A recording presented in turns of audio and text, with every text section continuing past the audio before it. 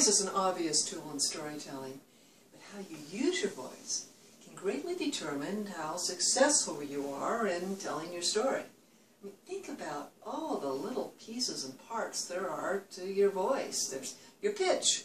High you can go to how low you might speak. Or there's volume. You can talk extremely loud, and you can talk regular, normal type of volume, and you can talk extremely soft. There's also the tempo. How slow and how fast you talk. If you have a nervous character, that character might talk very, very fast and might even stutter. While an angry character will perhaps want to make certain that you understand every single word you're saying. And then there's the pause.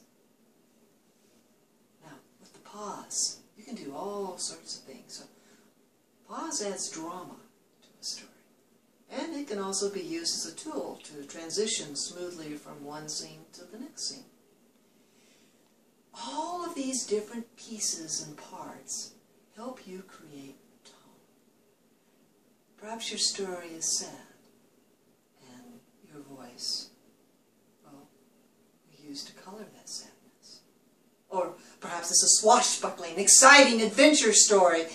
Or perhaps you want to add mystery and suspense. Your voice can add color and texture to your story. Now, I'm going to tell you a short story, or actually just a short part of a short folktale. And as I tell this, just listen closely to all the different ways I use tempo and pitch and volume and some other parts of my voice. Now the next morning it was time for old George's funeral, and well, Bertha Sue had old George laid out in that pine box of his, and right on the back of a flatbed wagon, which he parked in the middle of town where the roads cross. And he's lying there just as still as he could in that pine box, and folks from all over were coming by, and they were saying the nicest things. It was just almost more than what George could do to keep from crying, but he didn't think it would be proper to tear up and cry, you know, with him being dead and all, so he just laid there as dignified as he could. And all of a sudden, everything went quiet. And then there was laughter. And that laughter got louder and louder. You see, about the time when everybody went quiet, well, that's when Ida May and Big John come walking down towards him, with Big John dressed in his new virgin wool suit.